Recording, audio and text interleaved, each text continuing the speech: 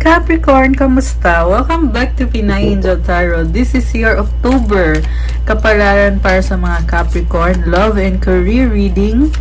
So, general reading po ito, kaya i-take nyo lang yung nag-resonate, hayaan nyo na hindi nag-resonate kasi baka para yon sa iba. Pero, i-comment nyo sa akin kung ilang percent mag-resonate after ng reading. Okay? Kung kailangan nyo naman ng private reading na ikaw lang or ikaw mismo yung babasahan, pwede kayong magpa-reading sa akin privately. May bayad po pag ganun. Message nyo na ako sa Facebook page ko, Pinay Angel Tarot, or sa Viber or WhatsApp. Nasa description box yung number ko. Also, bisitahin nyo yung Instagram ko for those interested mag-avail ng crystals, crystal bracelets na tutulong sa'yo to attract love or money or kung ano man ang crystals na hanap mo. Marami at iba-iba po ang benefits ng crystals. Meron for prosperity, wealth, abundance, for mental clarity, anti-stress, marami pa pong iba. So, mamaya I will tell you more after ng reading. So, for now, ito na, ready ko na yung tarot cards nyo. Kuha lang ako ng moon card for Capricorn. Excited ako for you kasi I feel like there's a new beginning para sa mga Capricorn ngayon. May mga nakita na akong mga downloaded messages or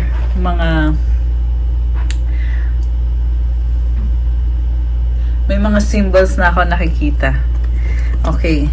Ang moon card mo, adjustments are required third quarter moon. So, ngayon nag-a-adjust ka sa sitwasyon. Siguro nakikita mo na may mali, may nagawa kang mali or may kulang sa ginawa mo. Kaya kailangan mong ayusin yung mga bagay-bagay. Magandang panahon to para i-improve mo kung ano na yung pinaghihirapan mo or pinagsisikapan mo. Okay. And then, kuha ko din kayo ng cards na to. Heartbroken. Oh my gosh. Parang andun yung struggle mo, pero it's a time to start again. Okay? Hindi forever yung pagiging heartbroken. Addiction, codependent, obsession, possession, controlling, has a block, restraint. So, meron ako nakitang negativity dito. Possible na nalululong ka sa bad habits. Kaya, kailangan mong mag-adjust, ayusin ang sarili mo. It's never too late, Capricorn. Nobody's perfect.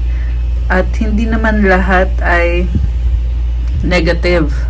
I mean, hindi porket nalulungkot ka, wala nang pag-asa. Hindi ganun yun. Okay? There is always a chance to start all over again. Seduction. Wow. Merong romantic energies. So, this is very nice. Mukhang magkakaroon ng improvement sa love life mo. The Sword and Rose, clarity, truth, revelation, solidarity, force. Okay, you are very strong sa totoo lang. And the last one is break up, separation, acts. Stop the pattern. Okay, may nakita akong connection dito na nag-break kayo or naputol yung connection nyo pero ngayon nagkakaroon ka ng realization kung bakit nangyari ang mga bagay-bagay. Mas naintindihan mo ngayon. Recently or in the recent past siguro, iniisip mo wala ng chance. Pero ngayon, bakit merong kumakatok na opportunity or chance to start all over again? Ayan. Tingnan natin sa tarot cards natin, guys. So, ito yung overall energy mo. 10 of Pentacles. Oh my gosh! There is so much stability. Alam mo, may legacy ka. Pinagsikapan mo yan. Binuhos mo yung pawis mo, yung dugo, yung luha. Lahat binigay mo para ma-achieve mo itong stability na to. Kita mo yung shape ng triangle. Dito ka nagsimula Nag-build ka hanggang sa mabuo siya. And full circle, oh.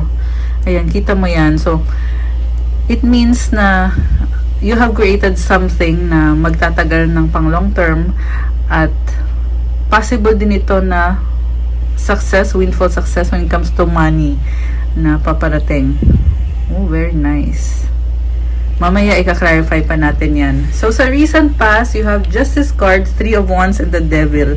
you are very strong, pero meron kang iniisip na person dito na tinatry mong balansehin, pero andun yung stress kasi mukhang hindi pa talaga naayos or hindi pa balanse.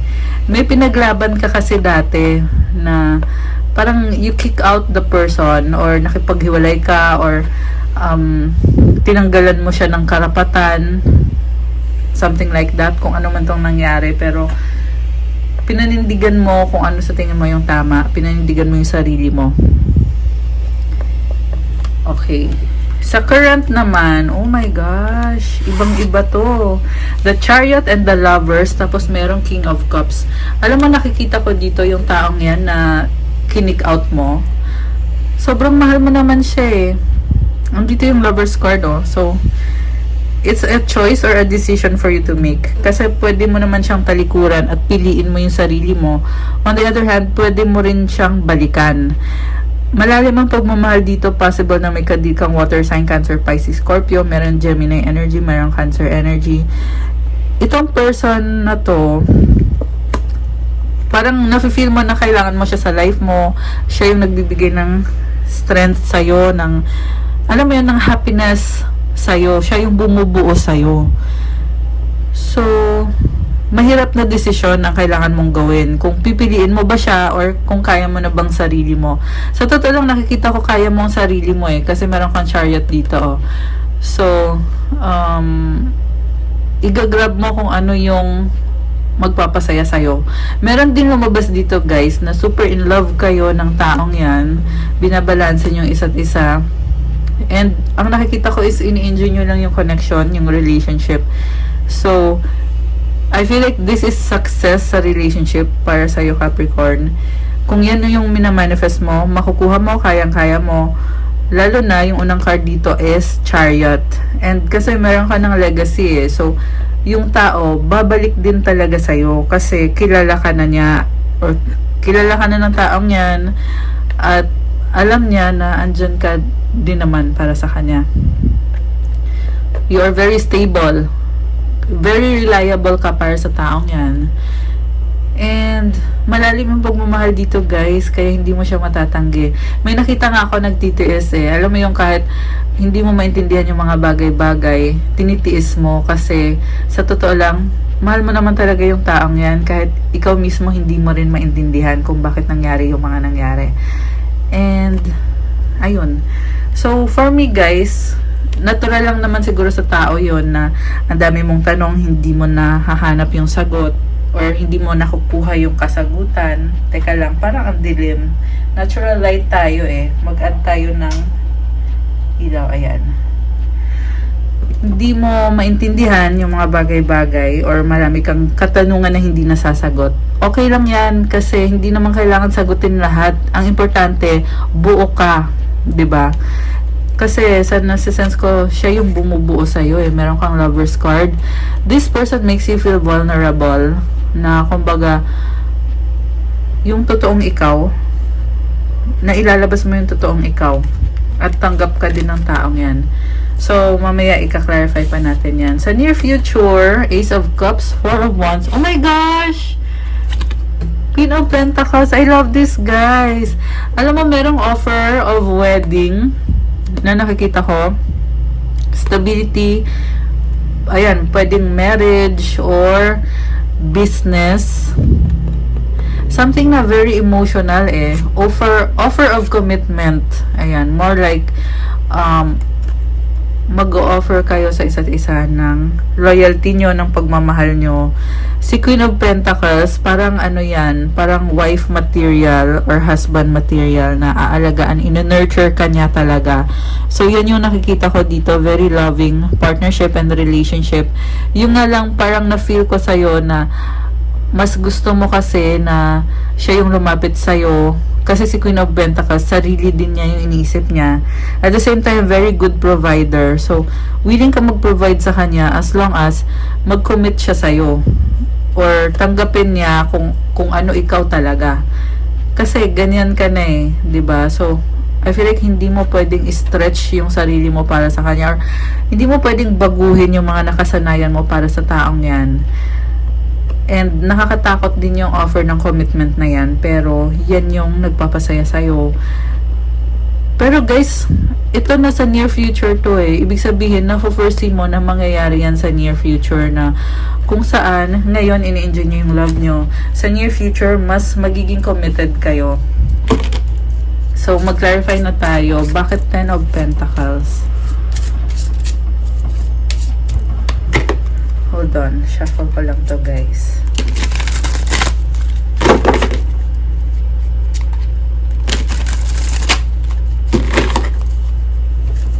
Okay.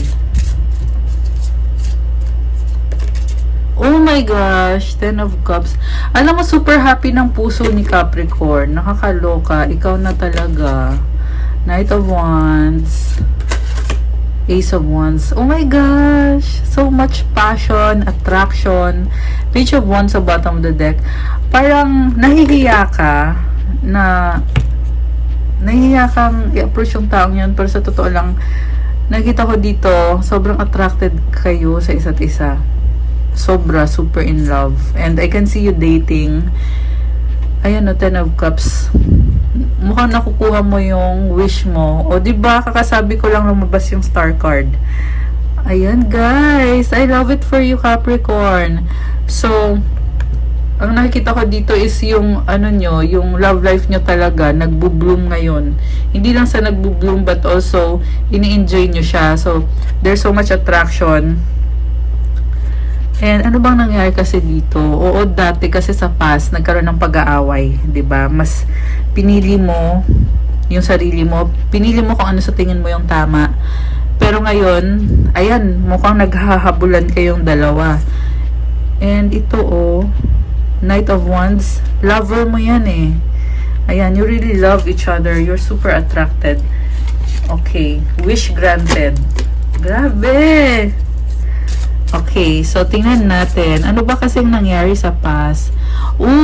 Kakasabi ko lang ng wish granted. Andito sa bottom of the deck, see, the Sun. This is about leadership. Kita mo yung bata nakasakay sa horse. Happiness, positivity. Binibigyan nyo ng chance ulit. And very grateful kayo. Actually, ang daming negativity. Kita mo yung Sun, diba? Meron siyang race, merong straight, merong pag ganon. Anong tawag dyan?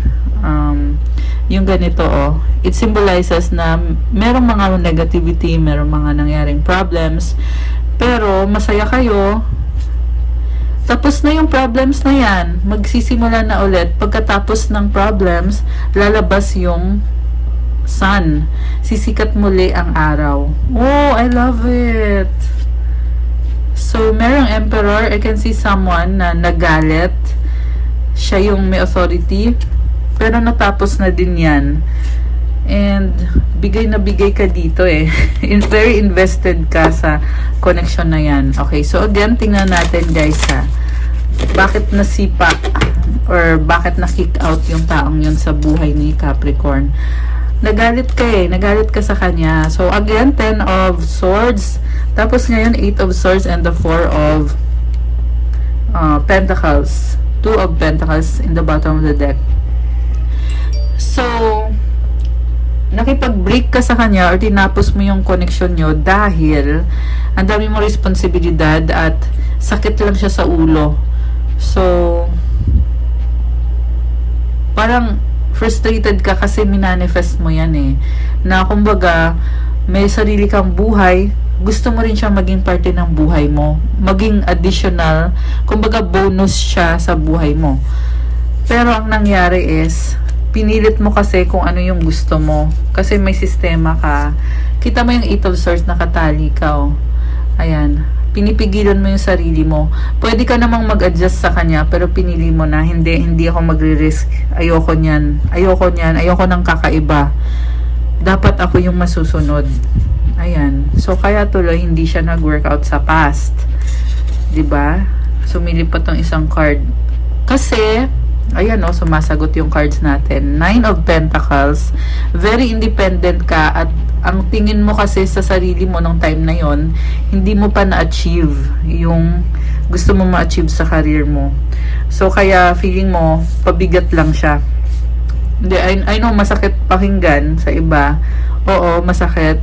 Pero yan kasi yung nakita ko mensahe dito, kaya pasintabi lang po. Pasensya na ako nasaktan kayo. Sinabi ko lang yung nakikita ko dito sa reading natin, which is yung nga na hindi mo pa kasi na-achieve yung goal mo, kaya mo siya nilet go mo siya nung panahon na yon. Pero ngayon ito na-achieve mo na, oh. 10 of Pentacles ka na. Dito 9 ka pa lang sa past. Pero ngayon currently 10 ka na. Ibig sabihin dumating ka rin sa point na nasabi mo na okay na ako, ang dami ko nang na-achieve ngayon. Naging stable na ako ngayon. So, nasaan ka na? Parang ganun yung tinatanong mo ngayon. Nasaan ka na? Okay na ako. Okay, tingnan natin sa current ha. Kasi obviously sa current, meron ng love and meron kang freedom na gawin kung anong gusto mo. Kung gusto mo bang ibalik siya sa buhay mo, pwedeng-pwede na. Okay, 4 of Wands. Commitment ulit. So, kanina lumabas din to sa near future, diba? So, again, this is about happiness, balance, stability. Very committed ka na ngayon. Parang nag-a-adjust ka ngayon Gusto mo ngayon i-enjoy yung pinaghirapan mo. Okay, so 5 of Pentacles, the Chariot, and the Wheel of Fortune. Okay, so ito ka nga, palaban ka nga, pero bakit nafe-feel mo pa rin na nawala na siya? Parang ang nakikita ko sa'yo dito ngayon, kung kailan ready ka na, bakit parang nawawala siya? Parang ganun yung nafe-feel mo. So, na-sense ko din yung lungkot. Ayan, oo, merong lungkot. Kasi ito ka na nasa chariot ka na kaso lang, kita mo pilay, di ba? Paano ngayon sasakay sa chariot yung pilay? Tapos ito yung Wheel of Fortune. Kumbaga, umikot yung gulong ng kapalaran. So, nag-iba ngayon. So, ngayon sinasabi mo, pilay ako, ang hirap ng sitwasyon ko. Nasaan ka na, pupuntahan kita. Andito ka sa chariot, kasi may offer ako sa yung bagong simula. Ayan, may offer ka sa kanya bagong simula. Ang tanong, andyan pa ba siya? Kasi ikaw nahihirapan ka Nafe-feel ko dito merong guilt. Yung iba sa inyo guys, nagigilty. Nasaktan nyo ata yung taong yan. Okay? At mukhang aminado ka. Dati, lumabas dito yung 4 of Pentacles. Ayaw mong mag-risk. Ngayon, ito ka na, magre-risk ka na. Kaso, ang tanong, asaan na ba siya? Diba? Sinabi ko yun sa inyo kanina yung 4 of Pentacles na energy na ayaw mo munang i-risk kasi kulang pa. I mean, aayusin mo pa yung sarili mo, hindi ka pa okay. Tsaka may sistema ka, ayaw mong baguhin yung sistema. Kung ano yung nakasanayan mo, yun lang muna. So, siguro mag-adjust lang guys dun sa outdated na pag-iisip. Kumbaga, hindi na nag-workout yung dating mga ginawa mo na tingin mo nag-workout sa'yo. So, doon ka mag-adjust. Okay? So, ngayon ito ka, nawalan ka diba? Kita mo naka-ano siya, naka-crutches. Ayan. So, pilay. Diba? Ibig sabihin may nawala. Ayan. Pero, nakikita ko namang ilalaban mo yan. Nagbago na kasi yung ihip ng hangin. Ayan. Okay. So, ito sumisilit din ng card na to. Oh my gosh, the Fool. Oh my gosh, guys, kakasabi ko lang, taking a risk. Ayan So, si the Fool kasi, nagre-risk yan Kita mo, nasa cliff siya actually, malalaglag na siya. Pero, i-risk pa rin niya kahit andun yung danger, kahit andun yung feeling na hindi sure to, hindi sigurado to. Pero, merong sun dito, symbolizes new beginning. May flower, it symbolizes innocence, na kahit parang magmukha ka pang tanga pero nag-e-effort ka. Kita mo yung sapatos niya meron kang effort and may nagsasabi nga sa'yo na uy, mag-ingat ka dyan sa gagawin mo. Siguro yung guides mo or friend mo, someone na loyal sa'yo, parang sinasabi sa'yo, uy, mag-ingat ka dyan sa gagawin mo, baka mamaya masaktan ka ulit. O baka mamaya, mali pala yung gagawin mo. Pero ikaw naman, hindi mo pinapansin Ito ka lang Ito ka lang parang niisip mo, oo, naririnig kita, pero hindi kita papansinin. Ayan, kita mo may dala siyang, ayan, nag-alsabalutan siya Ayan, magre-risk ka ngayon, Capricorn. Okay, so tingnan pa natin yung ibang cards dito na sumisilip. Yung sa ilalim, okay. Oh my gosh, 8 of Wands. Alam mo guys, ang daming pasabog si universe. Ang daming blessings na paparating. Possible din na communication or travel. Ayan oh, kita mo yung lines na yan. Wands yan actually. Lumilipad, di ba? Ayan. So, this is unexpected. Something na galing kay universe na blessings. Possible na mga tao sa paligid mo yan. Sumusuporta. So, ito ka, 2 of Wands. Naghihintay. Yung blessings naman andyan na eh. Lumilipad na eh. Ito ka handa ka nang saluhin yung mga blessings na yan. Sine-check mo pa kasi alin dito yung papasok, alin yung blessing na papasok. Malaki yung plans mo. Stable ka ngayon, balance ka ngayon, pero kalmado ka. Hindi mo kailangan magmadali o ano. Although, syempre, andun yung excitement, andun yung anticipation. Oh my gosh, Ace of Pentacles, new beginning and the Lovers. Diyos ko, day. So, I love this reading for you, Capricorn. Nakakaloka. Oo, magugulat ka, magsa-struggle ka kasi andito yung Tower. Kailangan mo lumabas sa comfort zone mo. Pero alam mo, masasabi ko lang dito, it's all worth it. Worth it talaga. Medyo nahihiya ka pa nga eh, Page of Pentacles. Andito yung Lovers, this is a big decision and a new beginning for you na magta-transform ng buhay mo. Sa ngayon, ha? Pero hindi lang to basta-bastang transformation, malaking transformation to kasi nga andito yung Lovers card. Connected yan sa soul mo, calling mo yan. Kailangan mo yung gawin kasi yan yung sinasabi ng soul mo na gawin mo. Okay, so ayan. Napapangiti na lang ako. Oo, nahihiya ka pa eh.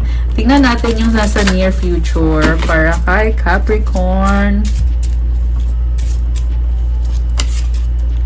Oh my gosh, andito na siya, Queen of Cups, Judgment, Emperor. Alam mo, sobra yung love dito. Possible na siya to, yung taong nagmamahal sa'yo. Mahal mo din siya. So, si Queen of Cups, masayahin, emosyonal. May nakita kong pride. Bakit ganon? Ma-pride siya. Mukhang naapakan mo daw yung ego niya. So, tinitingnan niya actually yung sitwasyon, ang daming nangyari, pero standby. Kasi andito si Pride. Okay? Oo, namimiss ka niya, naalala niya yung memories niyo, bumabalik sa kanya yung memories niyo. Naiisip ka din niya. Ayan, naiisip ka din niya, 6 of Cups. Okay? Tingnan ka natin, guys. Ace of Cups, new beginning, Empress, oh my gosh, love, manifestation, Magician. Grabe, Justice. Alam nyo guys, definitely mayroong pagbabalikan dito. Basta ang suggest ko lang sa'yo or reminder ko sa'yo or advice, gawin mo yung part mo. Kasi tinatawag ka na eh. Tinatawag ka na, minamagnet ka ng taong yan. Actually, kayong dalawa, minamagnet yung isa't isa. And yes, I feel like you are very deeply connected. So, mukhang yes ang sagot ko sa inyo kung itutuloy mo ba yan. Kasi magre-risk ka dito eh. Ayan, this person makes you feel like you have everything. Empress ka dito. So, kaya ko sinabi na it's worth it. And then, andito yung Justice card. This is about balance. Yan yung magbibigay stability sa'yo ulit. Oo, merong frustration, parang pagod ka na eh. Merong nang bablock dito. So, like I said, kailangan, you have to take action. Okay? Kasi sabihin na natin, oo, maganda yung energies. Oo, kailangan mo yung taong yan. Pero, andun pa rin yung feeling na may maling nangyari. 'Di ba? Kaya nga nagiging ma-pride yung taong yan eh. Nasaktan mo kasi siya eh. Ayan. Naapakan mo yung ego niya. Hindi basta-basta yun. Emperor yung lumabas na card. Pero the good thing is, alam mo, ang ganda kasi Emperor siya, Empress ka. Ibig sabihin, binabalanse nyo isa't isa. Possible na twin flame connection or soulmate connection. So, for the last cards, meron tayong 10 of Pentacles, Knight of Cups, 3 of Swords, and the Hierophant. May iba pa siyang options, or ikaw, may iba ka pang options, and hindi mo ipipilit ang sarili mo sa kanya. So, alam ko naman na nagmamahalan kayo. So, kayo na ang magdesisyon. Okay? Huwag yun akong pagdesisyonin. Charot. Kasi may nakita ko dito na, alam mo yung pwede naman kayo mag-reconcile, pero nag-iisip ka na, hindi, ayoko, mali talaga siya. May ganun So, kayo na ang bahala, guys. Meron din kasing iba na toxic talaga yung tao. So, kaya kayo nagkakaganyan. Yung iba naman is dahil lang nga sa fear, ayaw mag-risk, ayaw gumalaw, masyadong komportable, gusto mo ikaw yung nasusunod, kaya tuloy nasaktan mo yung taong yan. So, i-identify nyo kung alin kayo doon, saka kayo magdesisyon. Ang advice card mo is true love, your wholeness and safety lie within, not from a partner, but this sovereignty actually leads to the deepest intimacy for you to stop using others. Let me stand on my own feet, dear Lord, and know true love. Alam mo, ang ganda-ganda ng card mo. Kasi buo ka na Yung pagiging buo mo, nasa sa loob mo yan, nasa sa sarili mo, hindi sa ibang tao or sa iisang tao. And sovereignty kasi yung tawag dyan. Kumbaga, you are very strong on your own. Yun do yung pinakamalalim na intimacy na pwede kang magkaroon. At may sinasabi din dito na huwag mo gamitin yung ibang tao. 'Di ba? Kailangan buo ka, hindi mo kailangan gamitin yung ibang tao para lang mag-contribute sa'yo or para ma-feel mo na buo ka. Kasi ikaw na mismo yung bubuo sa sarili mo or bumubuo sa sarili mo. Stand on your own feet. Ayan. Kapag natutunan mong maging independent at bumangon gamit ang sarili mong paa, yan ang true love na sinasabi dito. Syempre, ipagdasal mo yan kay God. Pwede mo i-screenshot to, guys, kasi napakaganda ng mensahe ng card na ito. True love. At minsan nang lumalabas tong card na to sa aking oracle deck na to. So, this is a very significant message for you, Capricorn. And napakaganda. Ayan, ito pa may sumisilip pang card, so kunin ko na rin para sa inyo para complete na yung big picture. Mistakes, allow me to know it's okay to make mistakes. Let me always take care of the inner child so he or she feels loved no matter what. So, kinokorek mo sarili mo, oo, maraming pagkakamali, pero bangon lang ulit, ayusin mo lang ulit ang sarili mo. Pag nagkamali ka ulit, matuto ka, bumangon ka lang ulit, at lumaban ka lang ulit.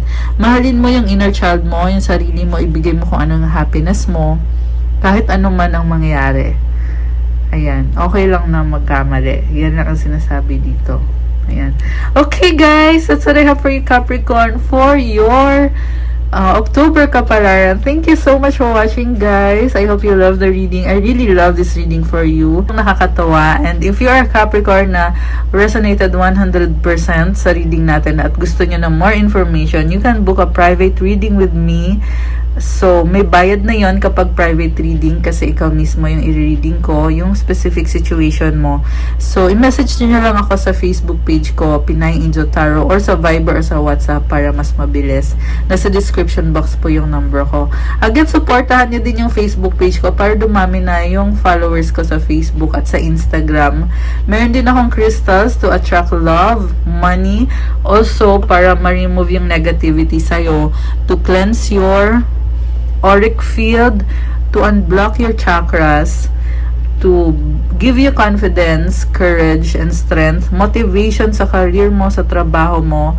At syempre, meron din tayong iba-iba pang crystals to attract money, wealth, prosperity, and abundance. I-chat nyo na lang ako, okay? Thank you so much, Earth Angels. Have a good day, Capricorn. God bless. I'll see you again soon. God bless. Bye!